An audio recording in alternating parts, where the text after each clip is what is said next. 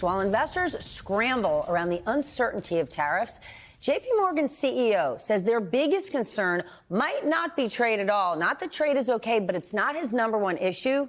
The U.S. debt is. Watch this. If people decide that the U.S. dollar isn't the place to be, yeah, you could see, spreads gap out, credit spreads gap out, and that will become a problem. It hurts the people raising money, and that includes small businesses. That includes loans to small businesses, includes high-yield debt, it includes leveraged lending, it includes real estate loans.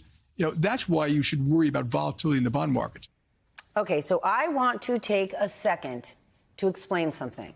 The bond market. And before you let your eyes glaze over and say, Stephanie, it is 11:20 at night, I don't want to hear about bonds, just bear with me.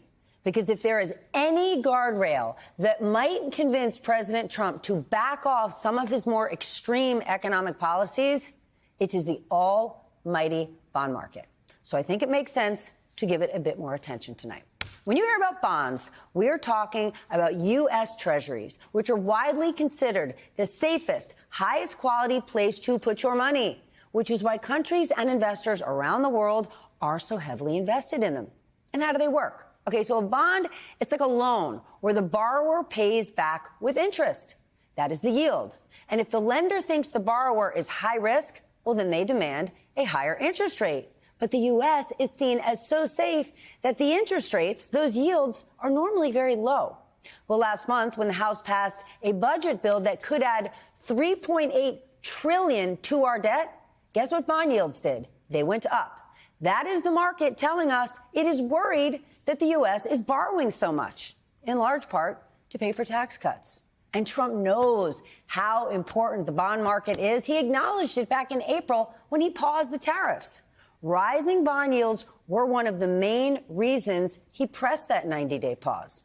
And now investors around the world might not be feeling like the safest asset in the world, bonds, are so safe anymore.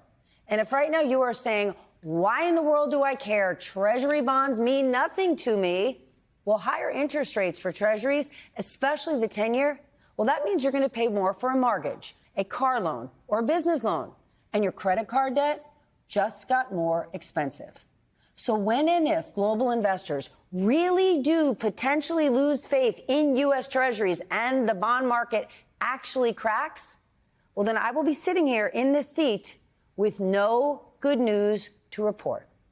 For more, I want to bring in Liz Hoffman, business and finance editor for Semaphore, and my old friend Bharat Ramamurthy, former National Economic Council deputy director in the Biden White House. Liz, how long can President Trump basically stress test the bond market before those investors say, mercy, I'm out?